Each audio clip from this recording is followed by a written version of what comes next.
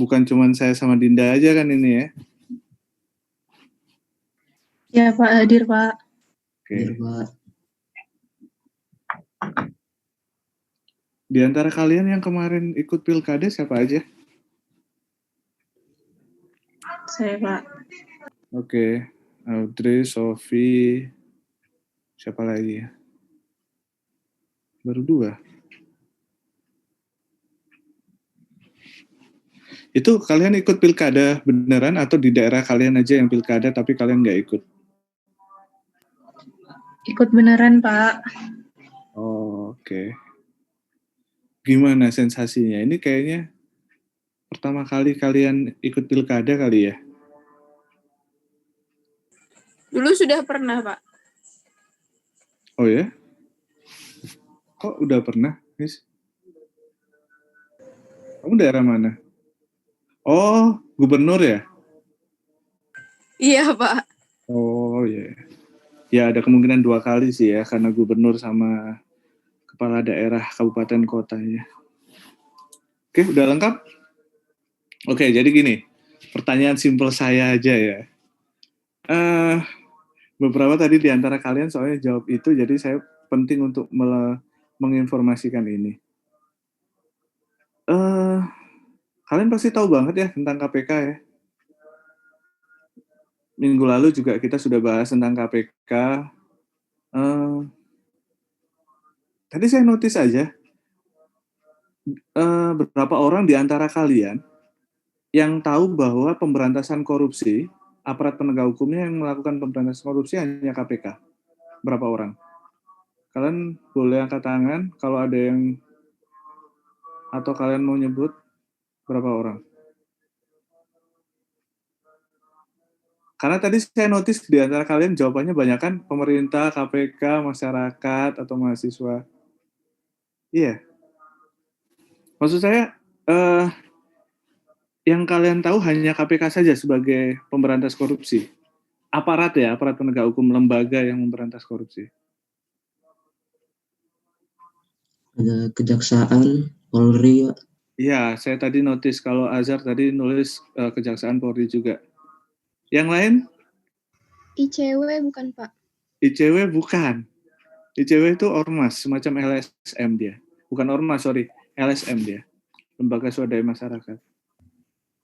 Kalau PPATK? PPATK bukan pemberantas korupsi. Pencucian uang ya, Pak? PPATK itu bukan pencucian uang, tapi PPATK akan dilibatkan dalam hal pencucian uang. Enggak, saya tadi ini aja sih agak, makanya penting saya ngurusin ini. Jadi, saya tadi notice banyak di antara kalian yang menyebut tanggung jawab pemberantasan korupsi itu, saya nggak komen terkait dengan masyarakat, mahasiswa, pemerintah gitu ya. Cuman yang ketika menyebut lembaga itu nggak banyak yang atau banyak yang menyebutnya hanya KPK saja. Padahal pemberantasan korupsi itu pada dasarnya sudah dilakukan oleh lembaga seperti kepolisian dan kejaksaan sebelum adanya KPK. Jadi sebelum adanya KPK itu sudah ada lembaga itu yang melakukan pemberantasan korupsi. Cuman kenapa kok sampai muncul KPK? Ya pertanyaannya gitu, ya kan? Kenapa kok sampai harus muncul KPK? Ya karena pemberantasan korupsi yang dilakukan oleh kepolisian dan kejaksaan itu tidak optimal. Bahkan sampai kalian pun juga tahunya sampai sekarang pun dengan dunia yang secanggih ini, gitu kan, berita kalian bisa dapatkan dari mana saja, yang mendapatkan porsi pemberitaan atau yang mendapatkan tempat di hati masyarakat Indonesia adalah KPK. Benar nggak? Kalian tahunya hanya KPK saja gitu kan sebagai pemberantasan korupsi. Nah itu memang apa ya? Memang nggak bisa dipungkiri menjadi salah satu apa ya indikator kenapa kok KPK yang kelihatan menonjol, ya kan? Padahal ada kejaksaan, ada kepolisian. Jadi penanganan pemberantasan korupsi itu strategi pemberantasannya itu pada dasarnya itu 2, cuman beberapa organisasi itu menyampaikannya ada 3. 2 atau 3 ini nggak masalah. Pada intinya adalah seperti ini. Ada strategi yang namanya preventif. Tahu ya arti preventif? pencegahan. Nah, pencegahan itu kayak misalnya gini, kalian mau masak gitu kan? Sorry, kalian kalian mungkin kalian tahu anak kecil kan ya, anak kecil datang main-main di dekat dapur gitu kan. Kebetulan saya tadi habis masak ya, jadi saya pakai contoh yang paling mudah. Main-main dekat dapur, apa yang dilakukan orang tuanya? Udah main-main sana aja nak gitu kan. Gitu nggak? Iya, Pak. Iya. Hah? Tuh, iya gitu. Tidak, Ada. Pak, nanti terkena minyak panas. Main di dekat dapur, ya maksudnya di dekat dapur, dekat kompor, orang tuanya, apa yang dilakukan orang tuanya? Mencegah, Pak. Mencegahnya dengan cara apa? Menghalanginya untuk dekat Menghalangi, kompor. betul. Melarangnya, ya kan? Atau mengajak dia ke tempat yang lain gitu kan, tempat main yang lebih aman. Itu yang namanya mencegah, pencegahan. Nah, kalau yang namanya represif itu contohnya gini, ada orang tua naruh uangnya tergeletak di meja misalnya kan, meja tamu, meja inilah ya, meja ruang tamu gitu kan. Terus waktu dia balik lagi, maksudnya dia habis masuk ke dalam, terus dia balik lagi, ternyata uangnya sudah nggak ada. Apa yang akan dilakukan oleh orang tua itu? Mencari siapa yang mengambil uangnya, Pak. Mencarinya dengan cara mungkin menanyai orang-orang yang masuk ruangan. Betul, menanyakan orang-orang yang masuk ruangan gitu kan. Syukur-syukur misalnya ada yang ngaku misalnya. Terus misalnya kalau ada yang ngaku, apa yang dilakukan? Misalnya yang ngambil itu anaknya misalnya. Apa yang dilakukan? Biasanya Pak dimarahi terus kan dinasehati. Kalau itu perbuatan buruk. Betul. Ya, artinya bisa berbagai cara ya, Anis ya. Artinya salah satunya dengan mungkin menegur, memarahi. Nah, memarahi atau menegur atau mungkin menghukum, menasehati itu adalah bentuk represif yang dilakukan oleh orang tua gitu. Nah, seperti halnya pemberantasan korupsi. Pemberantasan korupsi itu salah satu caranya adalah mencegah. Mencegahnya yang gimana? Misalnya, kalian kalau misalnya datang ke suatu kantor pemerintah, pernah ya, di situ ada tulisan nggak? Selain karyawan dilarang masuk. Nah, itu adalah salah satu cara untuk mencegah orang di luar dari karyawan yang masuk. Kenapa? Satu, karena dia nggak punya otoritas, nggak punya kewenangan untuk masuk lingkungan internal dari kantor gitu kan. Yang kedua, kalau nanti terjadi apa-apa, misalnya ada yang ngambil barang, berarti artinya ngambil barang siapa? Karyawan, orang dalam. Itu. Jadi tulisan selain karyawan dilarang masuk, selain pegawai dilarang masuk, itu adalah satu bentuk pencegahan. Kantor pemerintah habis ngambil uang misalnya kan, habis ngambil uang, nyimpen uangnya di mana? Ini sudah ngambil ya uangnya ya, disimpan di mana?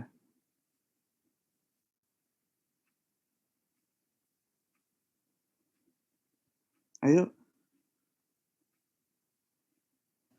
Di brankas mungkin. Ya? Di brankas mungkin. Di brankas, dia bikin brankas. Gunanya brankas untuk apa? Biar nggak diambil. Biar nggak diambil, mencegah orang lain untuk mengambil uang tersebut ya. Itu adalah salah satu bentuk pencegahan. Terus bentuk pencegahan lain apa misalnya? Masang CCTV. Masang CCTV itu tujuannya bisa untuk mencegah, bisa untuk mendeteksi. Ya. Gampangnya gini, kalian pernah nonton video kan, misalnya ada orang ngambil lagi antri di swalayan, terus ada orang berdiri di belakang, dia ngambil dompet, ketika dia muter balik, dia lihat ada CCTV. Terus habis itu dia berpikir, habis itu dia bilang dompet dijatuhin, dia nepuk orang di depannya, Pak, dompetnya jatuh, gitu kan. Pernah nonton video seperti itu? Pernah? Belum, Pak. Ya, itu di situ CCTV dalam rangka untuk mencegah. Ya meskipun dia sudah ngambil, tapi setidaknya dia mencegah untuk membawa lari dompet tersebut, gitu kan. Karena dipikirnya CCTV itu nyala. ya kan? Terlepas dari CCTV itu tersambung atau tidak, nyala apa tidak, itu bisa menjadi salah satu cara untuk mencegah orang berbuat jahat. Nah, nanti kalau misalnya ternyata CCTV itu tidak berhasil mencegah orang untuk berbuat pidana, berbuat jahat, apa yang terjadi ketika kejahatan terjadi? Misalnya uangnya diambil, uang diberankas, dibobol. Apa gunanya CCTV? Barang bukti, Pak. Untuk mengetahui siapa pelakunya ya Pak. Ya, untuk barang bukti, untuk mendeteksi siapa pelakunya, untuk nanti dijadikan alat untuk menelusuri siapa pelakunya. Nah, menelusuri itu adalah nantinya akan dikenakan hukuman gitu kan, sanksi sesuai dengan aturan. Nah, itu adalah bentuk represi yang dilakukan. Sama seperti halnya sama seperti halnya pemberantasan korupsi. Jadi ada dua hal, satu dengan cara pencegahan, yang kedua dengan cara represif. Nah, kalau pencegahan itu bisa dilakukan oleh siapa saja, semua banyak, masyarakat, mahasiswa kalian ya, pemerintah, banyak. Caranya apa? Banyak. Caranya mencegah, contohnya, misalnya mahasiswa membuat kampanye tentang pada waktu Hari Anti Korupsi Sedunia, membuat kampanye, misalnya jangan melakukan korupsi, misalnya dengan sosialisasi gitu kan. Nah, di sini edukasi saya campur dalam preventif ya, meskipun beberapa organisasi itu dia membaginya 3, preventif, edukatif, sama represif. Karena pada dasarnya edukatif itu adalah cara untuk mencegah gitu kan, menanamkan ke orang-orang yang mungkin belum tahu tentang apa sih itu korupsi gitu kan, dan mungkin bisa berperan serta dalam pemberantasan korupsi dengan cara mencegah tadi gitu. Nah, seperti tadi kalian sampaikan, apa sih arti Hari Anti Korupsi Sedunia gitu, tadi kalian sudah sampaikan beberapa di antaranya adalah misalnya untuk menanamkan jiwa anti korupsi kan ke masyarakat, ke diri kalian, ke lingkungan kalian gitu. Nah, kembali lagi pencegahan tadi itu bisa dilakukan oleh banyak hal. Oleh banyak pihak, oleh banyak pihak. Termasuk oleh KPK. Ya kan? Termasuk oleh KPK. Kalian mungkin pernah dengar KPK memberikan sosialisasi pencegahan anti korupsi. KPK datang ke sekolah-sekolah membagikan buku saku anti korupsi. KPK pokoknya banyak macamnya gitu kan. Intinya memberikan sosialisasi itu adalah sebagai bentuk preventif, sebagai bentuk edukatif ke masyarakat. Nah, kepolisian, kejaksaan pernah nggak melakukan itu? Ada, pernah. Tapi mungkin kalian nggak tahu. Kenapa kalian bisa nggak tahu? Karena mungkin tidak diberitakan. Kenapa nggak diberitakan? Ya karena mungkin tidak ada yang meliputnya. Kenapa tidak ada meliputnya? Ya karena mungkin satu, mungkin dianggap kurang menarik. Yang kedua, mungkin ya bisa jadi karena tidak bernilai komersil sehingga tidak diberitakan gitu kan. Macam-macam. Cuman intinya adalah untuk kegiatan strategi preventif, pencegahan itu bisa dilakukan oleh siapa saja. Tapi kalau untuk represif ya, penindakan hanya bisa dilakukan oleh aparat penegak hukum. Siapa aja? Kepolisian, kejaksaan, KPK. Nah, tadi ada yang menyebut PPATK, Pak, gitu kan. PPATK itu adalah salah satu pihak yang digandeng oleh aparat penegak hukum ketika penegak hukum memerlukan bukti-bukti penelusuran transaksi keuangan. Nah, tadi kaitannya dengan apa? Kaitannya dengan upaya pemberantasan korupsi melalui Undang-Undang Tipikor, Undang-Undang Nomor 31 Tahun 99, dan termasuk undang-undang terkait dengan TPPU, tindak pidana pencucian uang. Itu bisa menggandeng PPATK, meminta bantuan PPATK untuk menelusuri transaksi keuangan. Itu.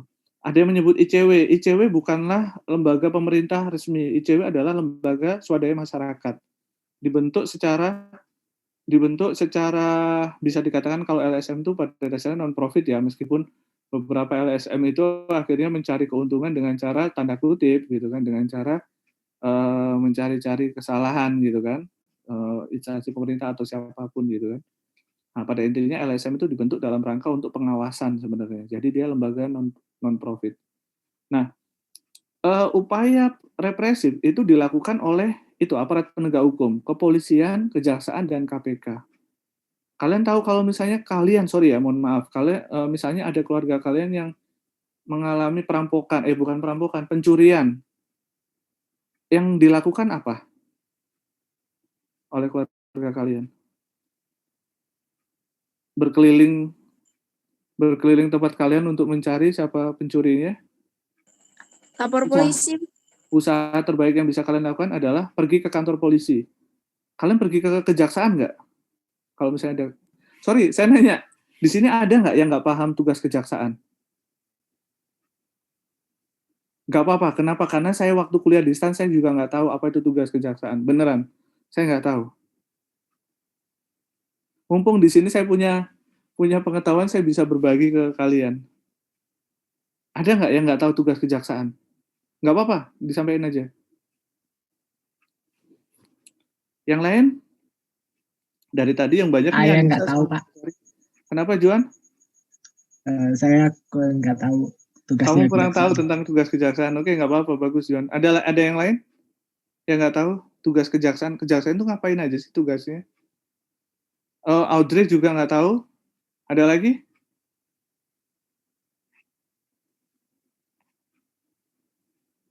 Ini yang lain ngikut kan ya? Kurang tahu, Pak. Grafta tahu?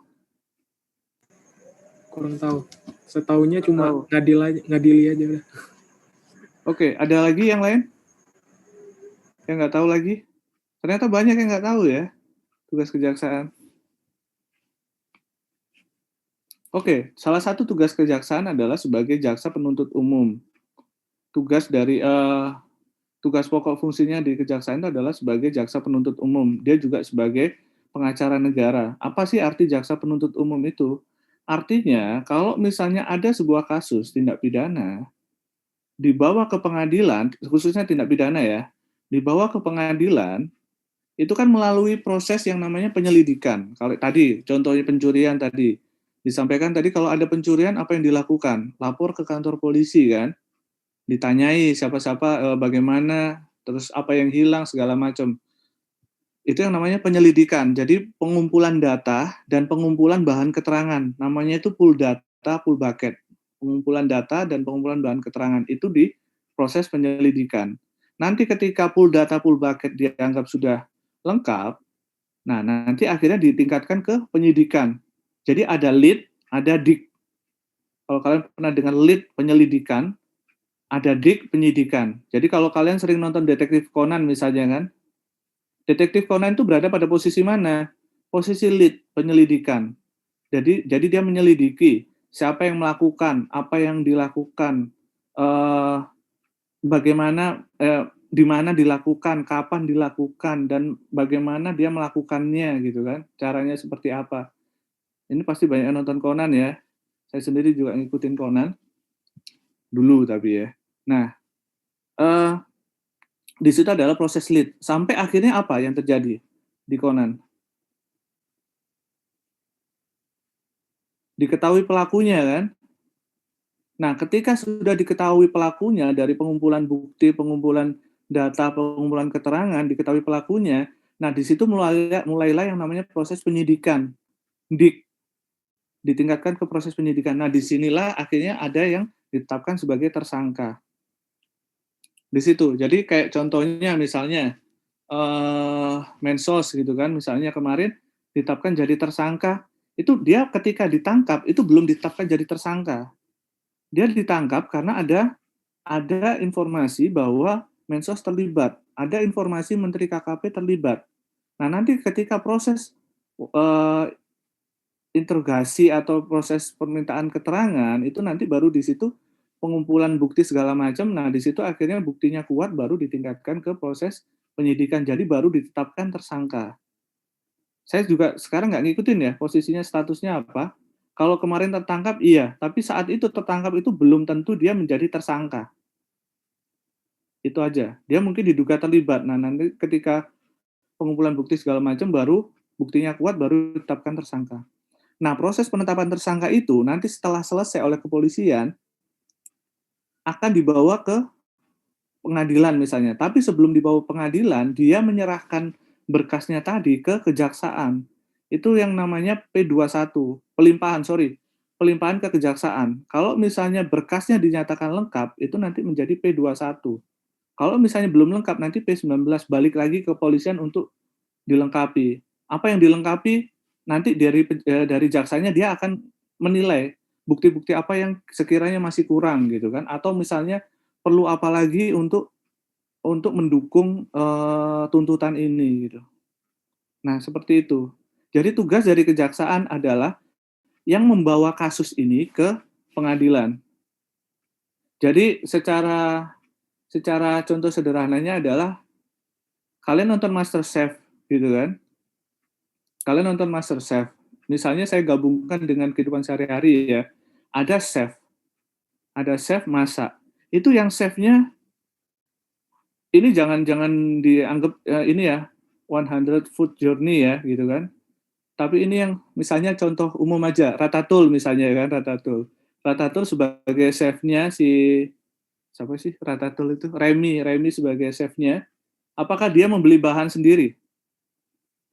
Enggak, yang membeli bahan siapa? Ada tukang belinya, ada tukang sayurnya. Ada orang yang dalam sebuah restoran ada yang bertugas untuk membeli bahan-bahan sayur, daging, segala macam, bumbu, segala macam. Nah, yang pembeli tadi itu dianggap sebagai polisi. Jadi dia yang mengumpulkan bahan. Nah, dikasihlah ke chef. Chefnya siapa? Chefnya itu adalah si kejaksaan tadi, jaksanya. Jadi chef yang menyajikan, chef yang menghidangkan. Nah, dibawa ke pengadilan, misalnya dibawa ke konsumen. Atau kalau di MasterChef Indonesia dibawa ke jurinya. Ke juri Arnold, Juna, atau Mariana. Mariana atau Maria sih namanya. Ini saya kebetulan baru nonton aja kemarin gitu kan, jadi dan kebetulan habis nonton film Ratatouille juga, jadi ya mengikuti aja.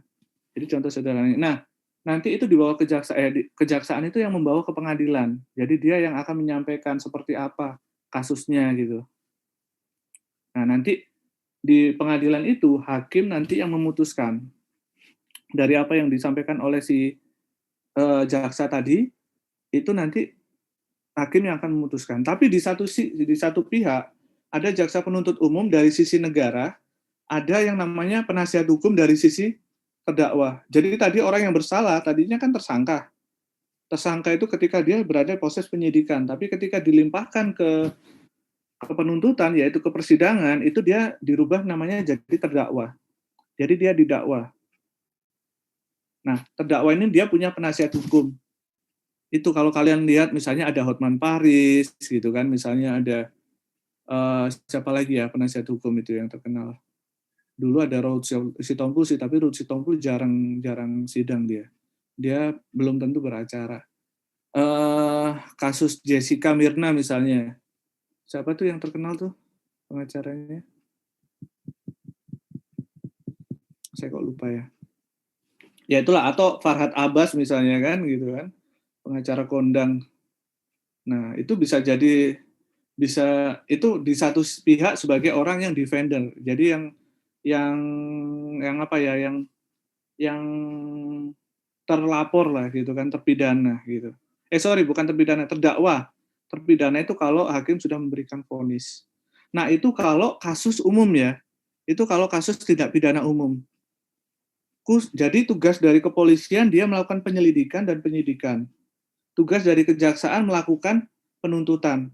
Tugas dari hakim melakukan putusan, gitu kan, mendengarkan sidang dan mengikuti sidang, memimpin sidang dan mengeluarkan putusan atau vonis. Itu tugas beberapa pihak yang terlibat dalam proses hukum di Indonesia, khususnya tindak pidana.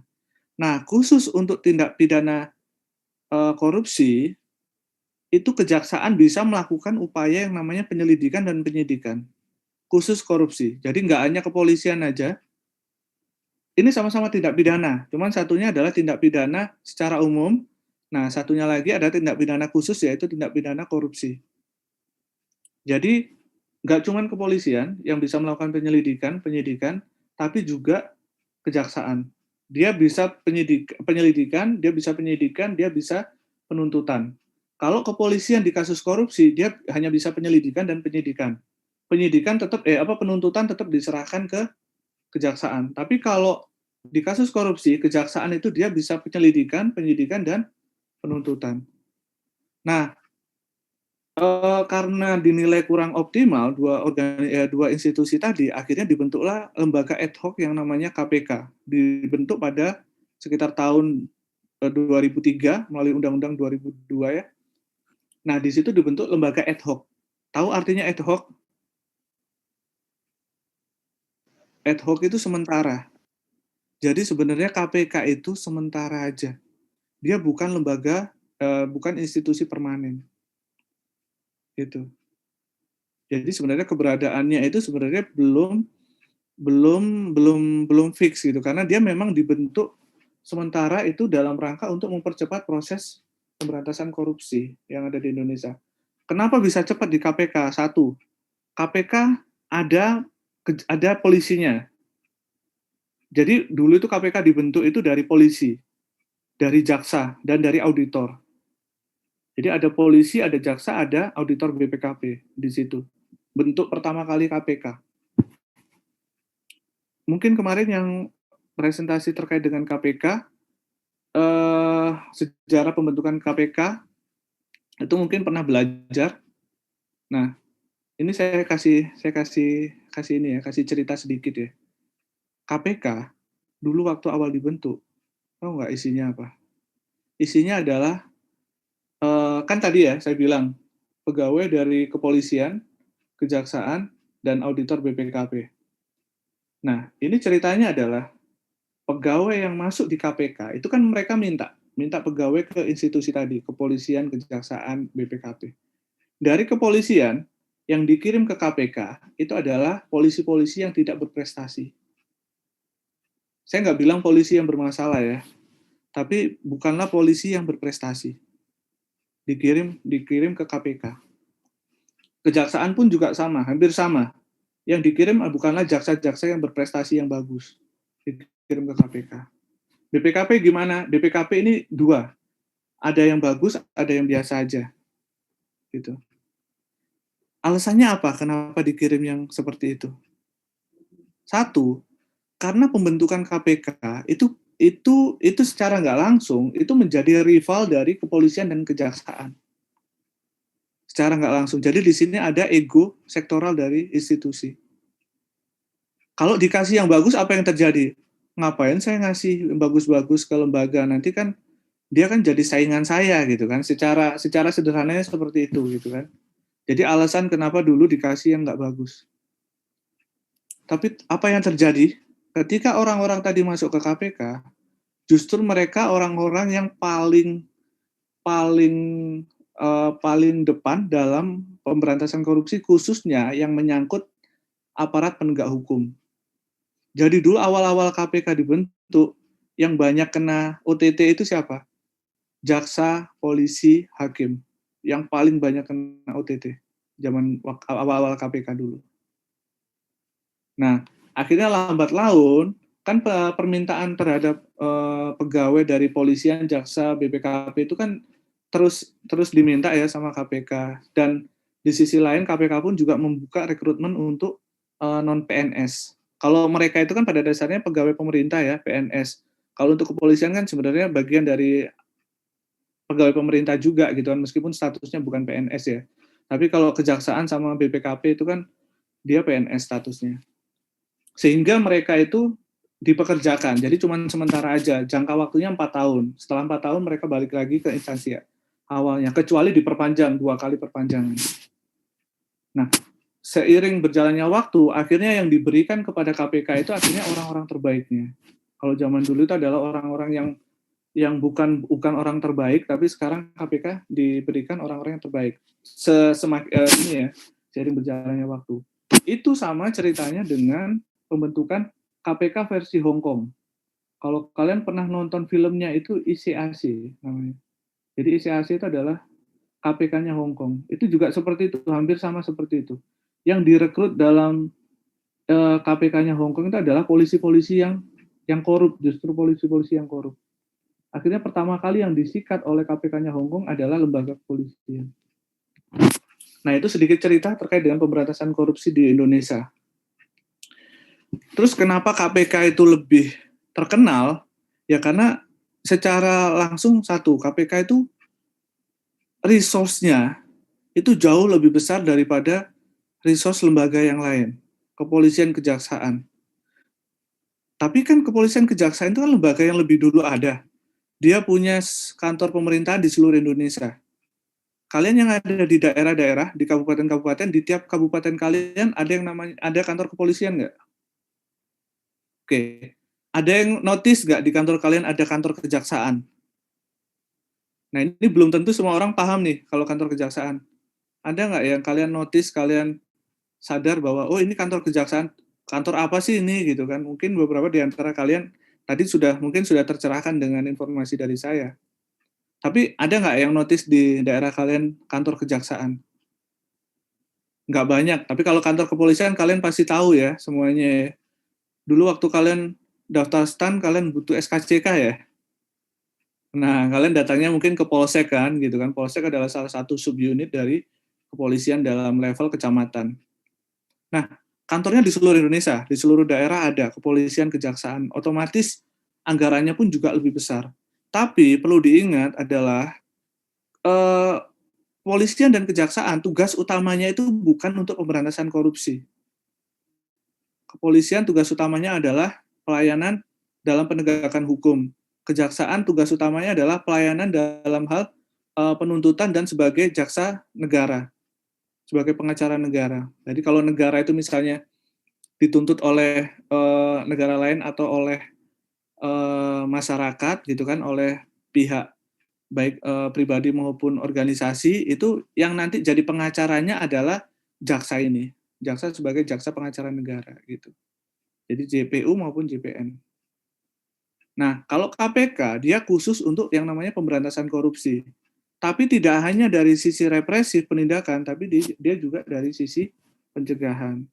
Jadi kalau kalian pernah lihat ada KPK datang ke daerah-daerah, ngasih sosialisasi, datang ke sekolah-sekolah, ke kampus, nah itu dalam rangka pencegahan, bukan dalam rangka penindakan.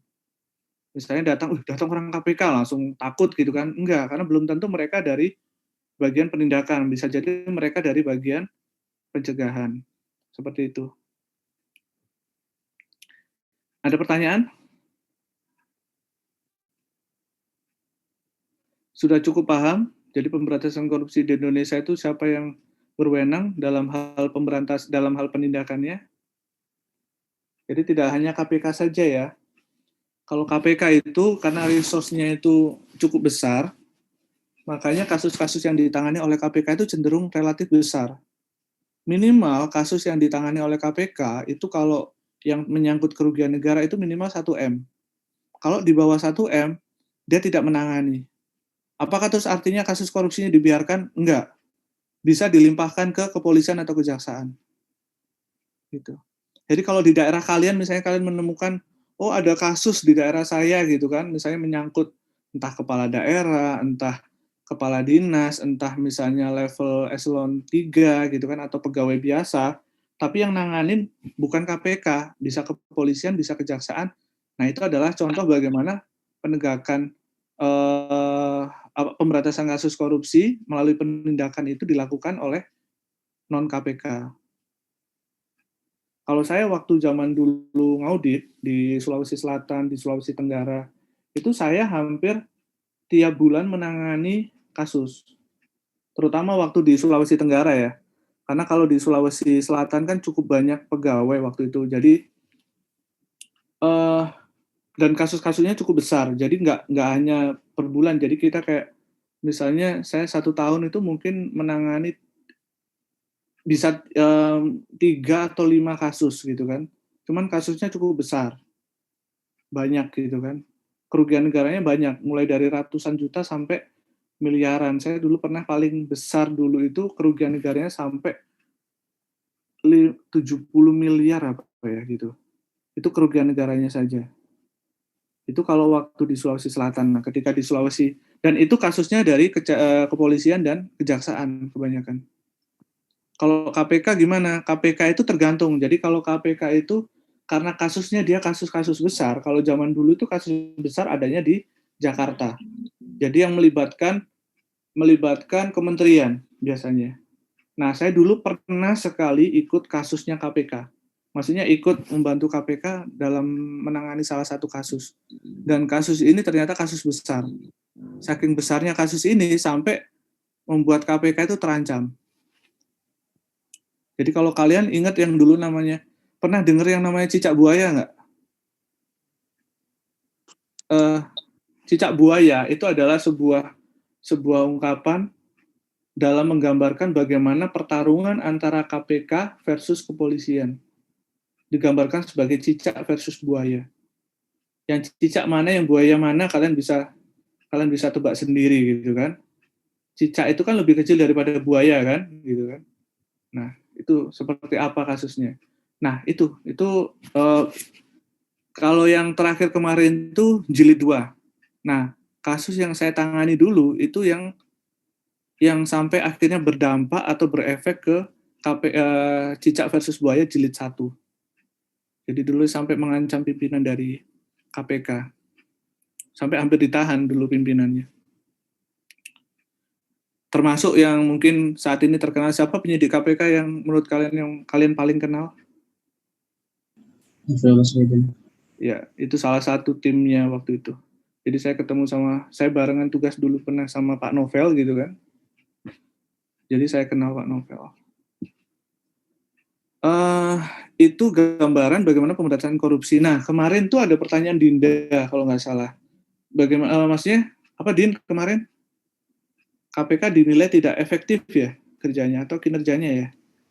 Indikator efektif atau tidaknya. Oh, indikator efektif atau tidaknya. Kemarin sebenarnya sudah dijawab ya sama kelompok presenter ya. Nah, sebenarnya tapi saya sedikit mengusung gini. Kinerja itu apa sih sebenarnya? Kinerja itu adalah kegiatan atau prestasi yang dilakukan oleh pegawai.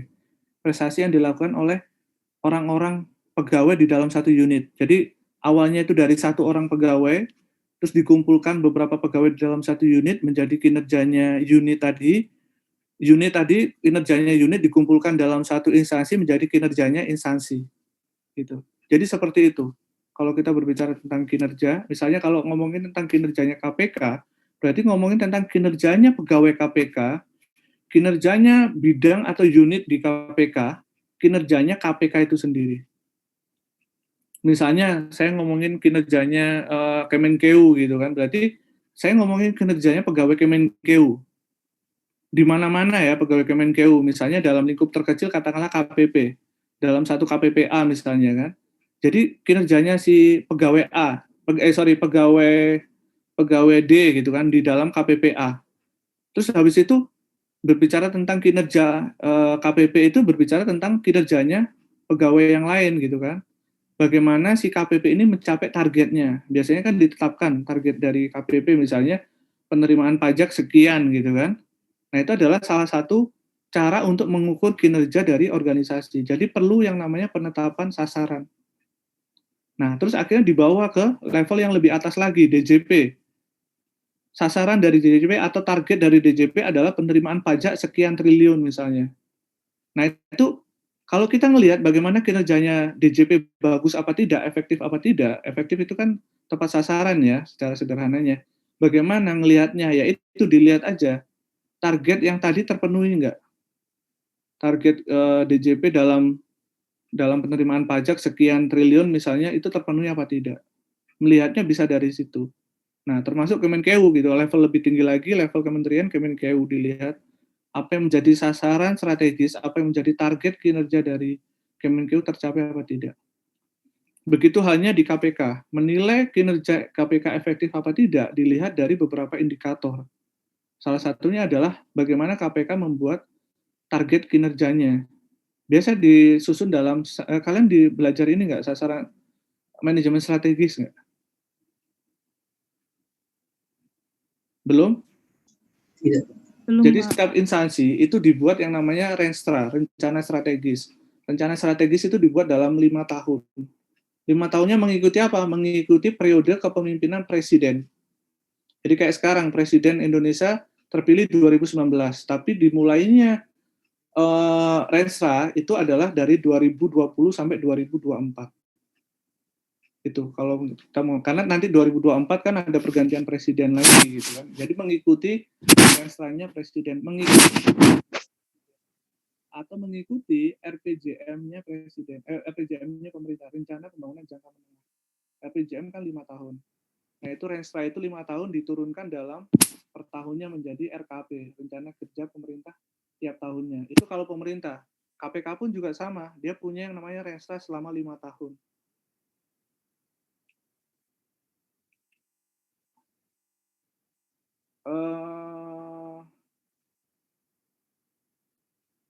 Di sini kebaca nggak?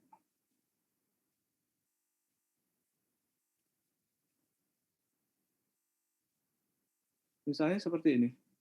Ini tugas KPK, ini laporan akuntabilitas kinerja, ini adalah beberapa hal yang sebenarnya bisa diukur seperti, ini renstranya KPK. Jadi ini renstra, ini kebaca nggak? Tidak, Pak. Tidak, Pak. Belum kebaca? Kecil banget. Oh, kecil ya? Oh, gambarnya. Ini saya tunjukin sekilas aja.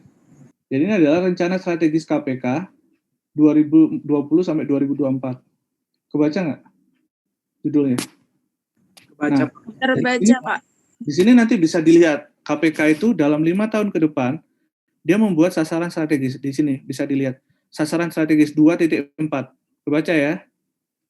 2.4 sasaran strategis KPK dalam 5 tahun ke depan. Nah, nanti untuk mengukur kinerja KPK bagus apa tidak bisa dilihat dari ini. Sasaran strategis ini tercapai apa tidak. Gitu. Nah, ini saya kebetulan di sini disampaikan ada 2015 sampai 2019. Di sini disampaikan sasaran strategis KPK selama ini. Pencapaian dalam pelaksanaan renstra KPK 2015 sampai 2019. Dari sini ada 3 sasaran strategisnya, yaitu efektivitas penindakan. Yang kedua, membangun integritas pemerintah, masyarakat, dan swasta. Dan yang ketiga, membangun hubungan yang baik dengan mitra strategis. Nah, upaya itu diturunkan lagi ke dalam output menjadi 5 aktivitas output, yaitu menurunnya tingkat korupsi. Ini ya. Nah, di sini dilihat menurunnya tingkat korupsi, dilihat di sini. Dalam sasaran strategis, capaian kinerja masih belum seperti diharapkan. Nah, ini bisa menjadi ukuran, penilaian. Kinerjanya sudah bagus apa belum? Oh, ternyata belum. Belum seperti diharapkan. Bisa kalian mengatakan bahwa kinerja KPK belum bagus dari mana? Dari sini, karena sasaran strategisnya menurunnya tingkat korupsi ternyata belum tercapai. Gitu. Misalnya seperti itu ya. Terus yang kedua, efektivitas penegakan hukum bidang tipikor. Upaya KPK dalam meningkatkan efektivitas tindak pidana korupsi dapat dilihat dari capaian indeks penegakan hukum tindak pidana korupsi dan persentase dari aset recovery. Ini yang kemarin salah satu yang saya sampaikan, mungkin dari antara kalian, banyak dari antara kalian setuju yang namanya hukuman mati untuk koruptor, ya kan? Nah, kalau dari saya secara pribadi, saya tidak menyalahkan pendapat kalian, cuman kalau dari saya secara pribadi, itu saya kurang setuju dengan hukuman mati. Kenapa? Karena satu, ketika seseorang diancam hukuman mati, itu artinya memutus upaya penyelidikan, upaya pengembangan penyelidikan. Misalnya katakanlah ternyata aktor utamanya bukan dia. Katakanlah misalnya ya, kasus EKTP kemarin. Kalau kasus EKTP misalnya tersangkanya atau terpidananya itu divonis hukuman mati, apa yang terjadi? Setia Novanto mungkin tidak akan sampai diusut. Kenapa? Karena sudah terputus informasinya, gitu kan. Bisa jadi seperti itu, gitu. Nah, kalau saya cenderung dalam hal pengembalian aset negara. Jadi salah satunya adalah bagaimana orang itu kan kalau misalnya melakukan korupsi, salah satu motivasinya kan karena ekonomi, karena dia pengen kaya kan, karena dia pengen dapat uang dengan cara cepat. Nah, dia pengen beli tas mahal dengan cepat gitu kan, nggak harus nunggu uangnya terkumpul sekian tahun. Dia pengen beli rumah dengan cepat, nggak harus melalui KPR, nggak harus melalui cicilan. Nah, itu dengan cara cepat tadi itu dengan cara korupsi tadi. Nah, ketika orang tertangkap korupsi terus dia asetnya itu disita oleh negara, itu cenderung lebih menguntungkan. Dari sisi negara juga menguntungkan. Katakanlah misalnya kalian korupsi 100 juta, tapi karena apa ya, misalnya katakanlah gitu kan, negara ternyata bisa menyita aset kalian yang lebih dari 100 juta. katakanlah sampai 500 juta. Terus akhirnya bikin orang kapok nggak? Bisa jadi. Yang tadinya pengen untung malah jadi rugi gitu. Nah, itu bisa dilihat dari sini ya, Din, kalau misalnya ngelihat efektivitas kinerjanya KPK. Sudah tercapai apa tidak gitu kan. Nah, sebenarnya banyak hal untuk menilai efektivitas kinerjanya. Salah satunya misalnya instansi pemerintah, semua instansi pemerintah yang mendapatkan uang dari negara itu dia wajib yang namanya membuat laporan keuangan. Ya. Dia wajib membuat laporan keuangan. Laporan keuangan itu pada akhirnya nanti akan diaudit oleh BPK. Nah, KPK ini kemarin kebetulan saya sedang membuat penelitian terkait dengan ini ya. Salah satunya terkait dengan korupsi gitu. Secara umum. Nah, di sini kebetulan saya punya data. Kebaca nggak? Komisi Pemberantasan Korupsi pada tahun 2018, laporan keuangan 2018 itu WDP. Apa artinya WDP? Wajar dengan pengecualian, Pak. Ya, wajar dengan pengecualian itu bukanlah opini tertinggi dalam pencapaian opini di laporan keuangan. Paling tinggi adalah apa? WTP, Pak. WTP. Berarti tahun 2018 bisa dikatakan kinerjanya KPK dalam hal pengelolaan keuangan, dalam hal pelaporan keuangan, dalam hal pelaksanaan keuangan itu belum bagus karena dia belum mencapai belum mencapai opini tertinggi gitu. Nah, ada satu juga indikator yang bisa dinilai yaitu SAKIP. SAKIP itu adalah dia skor akuntabilitas kinerja instansi pemerintah. Jadi dia tiap tahun yang namanya pemerintahan itu dia membuat yang namanya laporan akuntabilitas kinerja. Laporan akuntabilitas kinerja ini isinya banyak, agak lumayan banyak. Ini kalau kalian lihat ada 164, kebetulan KPK 164. Nah, skornya itu terdiri dari ini. Skor terbaik adalah AA, skor terjelek adalah D. Nilainya di atas 85 sampai 100. Ini mirip dengan nilai kalian ya. IPK kalian kalau di atas 85 itu dapatnya A gitu kan. Cuman nggak ada yang A plus ya gitu kan. Jadi kalau kalian mudah-mudahan nilai kalian bagus ya gitu kan. Ada yang jawab amin gitu kan. Ada yang bilang nggak mau jawab, kenapa nggak mau amin gitu kan. Pengennya A Pak gitu. Nggak mau amin. Nah di sini A. Nah kebetulan KPK di tahun 2018 sakitnya itu nilainya A. Bisa dikatakan baik nggak?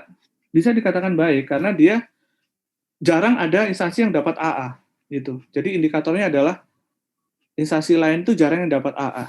Contohnya ini ya, misalnya ini bisa kita lihat KPK dapat A, yang lainnya BB, B segala macam. Nah, sedangkan untuk opini laporan keuangan KPK dapat WDP, sedangkan yang lain itu WTP. Jadi bisa dikatakan KPK itu lebih jelek dibandingkan yang lain untuk laporan keuangan. Tapi kalau untuk akuntabilitas kinerja instansi pemerintah, KPK lebih bagus dibandingkan yang lain.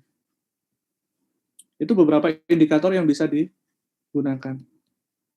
Jadi menilai efektivitas kinerja instansi pemerintah itu ya bisa dilihat dari berbagai macam hal, gitu. Seperti itu. Nah, salah satunya misalnya indeks persepsi korupsi Indonesia. Dengan adanya KPK, korupsi makin banyak atau makin sedikit? Kalian punya beberapa pendapat terkait dengan itu, ya kan? Dengan banyaknya kasus itu menunjukkan banyak korupsi atau justru malah bagus pemberantasannya? Menurut kalian? Banyak korupsi, Pak. Banyak korupsi, oke, itu salah satu pendapat.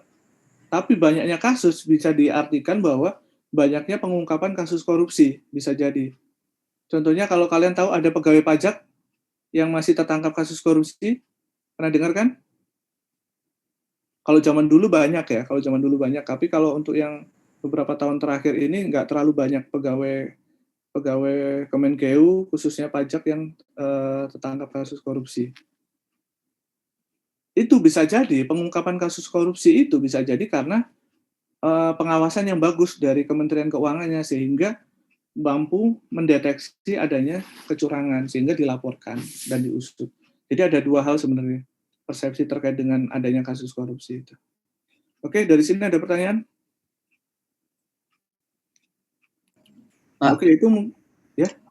Ada pertanyaan? Kalau nanya sakit salah satu kementerian boleh nggak Pak? Boleh, kenapa? Zar? Pengen tahu aja Pak, sakitnya Kementerian Agama. Sakit Kementerian Agama. Ini saya hanya skor 2018 ya, Zar, karena Kementerian 2019 belum dapat. Jadi ini yang tertinggi, Kementerian Agama. Kementerian Keuangan berapa sakitnya? A.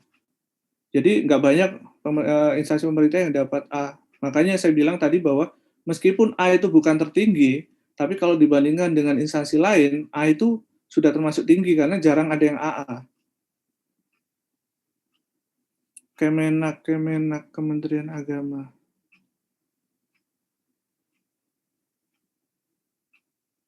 Ini Kementerian Agama.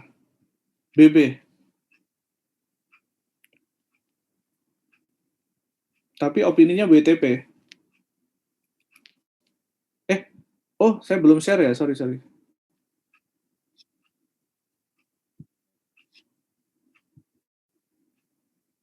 Ini, Jar. Kementerian Agama itu BB kalau untuk sakitnya, tapi kalau untuk opininya dia WTP. Ini untuk tahun 2018 ya. Oke. Kenapa, Jar, pengen tanya Kementerian Agama? Enggak apa-apa. Indikatornya banyak ya kalau sakit itu ya, tapi ya itu bisa dijadikan salah satu dasar sih kalau kita menilai instansi pemerintah itu bagus apa enggak. Oke, ada pertanyaan lagi? Oke, kalau nggak ada pertanyaan lagi, kita lanjut lagi ke presenter ya, gitu kan. Presentasinya via apa? Video? Via video, Pak. Oke, berarti ini kita tutup dulu ya, VidCon-nya ya.